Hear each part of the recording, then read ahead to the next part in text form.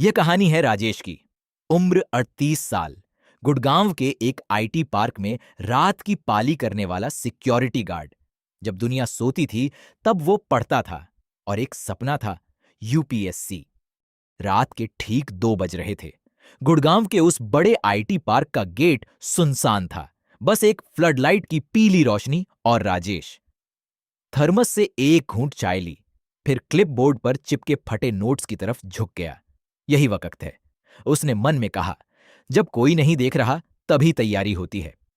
सुबह मैनेजर ने बुलाया। उसने कहा, राजेश, आज डबल शिफ्ट, आज कोई और नहीं है। राजेश के दिल में एक लहर उठी। उसकी मेंस की तैयारी का वो शाम का वक्त अब जाने वाला था। पर उसने फाइल बंद की, सिर हिलाया और ठीक है सर कह दिया। अंदर से जानता था, यह लड़ाई सिर्फ किताबों से नहीं, हालात से भी है। उसी रात गेट के पास एक पुरानी जनरल स्टडीज की किताब पड़ी मिली। किसी कैंडिडेट की, शायद छूट गई हो।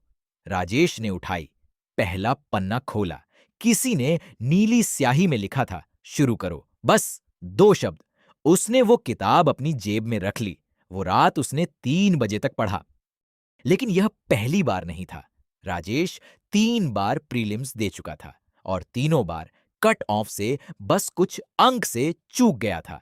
तीसरी बार का रिजल्ट देखकर वो चुपचाप बाथरूम में गया था और दरवाजा बंद कर लिया था। उम्र 36 हो चुकी थी। लोग कहने लगे थे, अब नहीं होगा।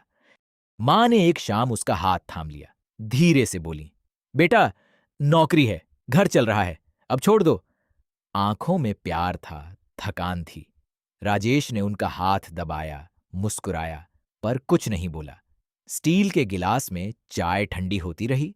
उसने नोटबुक बंद नहीं की। मेंस से एक रात पहले रात के 3 बजे राजेश उसी गेट पर खड़ा था। क्लिपबोर्ड एक तरफ रखी थी। अब जरूरत नहीं थी। उसने पूरा एथिक्स का पेपर मन में दोहराया। होंठ बिना आवाज के हिलते रहे। फ्लडलाइट की रोशनी उसके एक तरफ पड़ रही थी, बाकी सब अंधेरा था।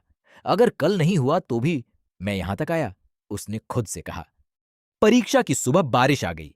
राजेश हेलमेट पहने, विजर ऊपर उठाए, परीक्षा केंद्र के गेट के बाहर खड़ा था। बारिश उसके जैकेट से बह रही थी। बाकी कैंडिडेट्स छाते लेकर भाग रहे थे, पर राजेश, वो हिला नहीं।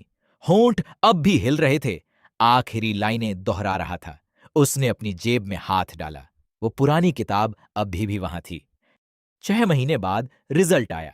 38 साल की उम्र में रात की पाली करते हुए राजेश ने यूपीएससी क्लियर किया। कुछ सपने देर से पूरे होते हैं, पर होते जरूर हैं। ऐसी और कहानियों के लिए जॉय वॉलेट को फेसबुक और इंस्टाग्राम पर फॉलो करें।